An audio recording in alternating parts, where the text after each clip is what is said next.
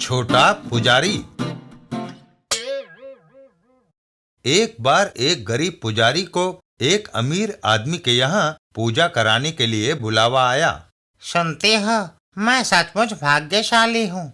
अमीर आदमी जरूर अच्छी खासी दक्षिणा देगा। कम से कम उम्मीद तो यही है। क्यों नहीं अपने बेटे को अपने सहायक के रूप में आगे भेज देते? बढ़िया सूझ है। शायद अमीर आदमी यह सोचे कि मैं इतना बड़ा हूँ कि सहायक रखता हूँ, तो वह अधिक दक्षिणा देगा। ठीक तभी उसका बेटा अंदर आया। पत्नी पुजारी को एक ओर ले गई। तुम्हें तो पता है कि हमारा बेटा कितना मूर्ख है। अच्छा हो कि उसे यह बता दो कि वहाँ उसे क्या करना है। ठीक है। सो पुजारी ने अपने बेटे को अपनी योजना समझा दी और फिर लेकिन ध्यान रहे, वे लोग हमारी तरह नहीं अमीर हैं। उनके घर में कुर्सी मेज होगी। ख्याल रखना, फर्श पर मत बैठना, कुर्सी पर बैठना। सुन रहे हो ना? लड़का मूढ़ों की तरह सुन रहा होता है। कुर्सी पर बैठना, ऊंची जगह, फर्श से ऊंची जगह, समझते हो ना? हाँ पिताजी, हाँ जरूर। और सोच समझकर बातें करना। क्या?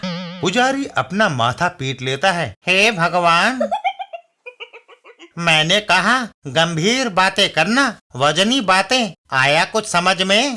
वजनी बातें। अच्छा अच्छा, चिंता मत कीजिए पिताजी। पिता की सलाह को मन में दोहराता हुआ लड़का निकल पड़ा और जल्दी ही अमीर आदमी के घर पहुंच गया। जरूर यह छोटा पुजारी होगा। उसका स्वागत किया गया। आइए, आसन ग्रहण कीजिए। जमीन पर लगा आसन देखकर छोटा पुजारी चौंक जाता है। यह मुझे चटाई पर बैठने को कह रही है, लेकिन पिताजी ने तो कहा था। छोटे पुजारी ने इधर उधर देखा और सीधे आंगन में बनी गौशाला की ओर भागा और वहाँ भूसे के ढेर के ऊपर चढ़ गया। हाँ, पहुँच गया और अब मुझे वजनी बातें करनी चाहिए।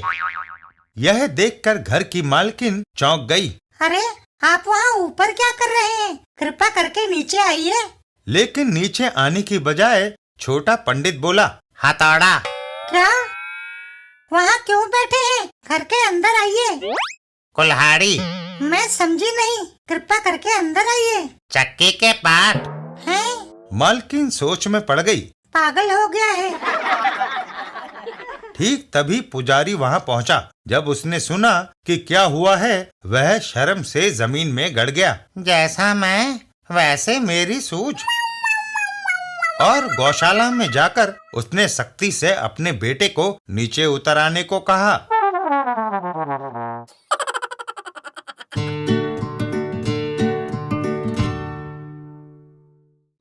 सुपंदी ने कमीज बचाई।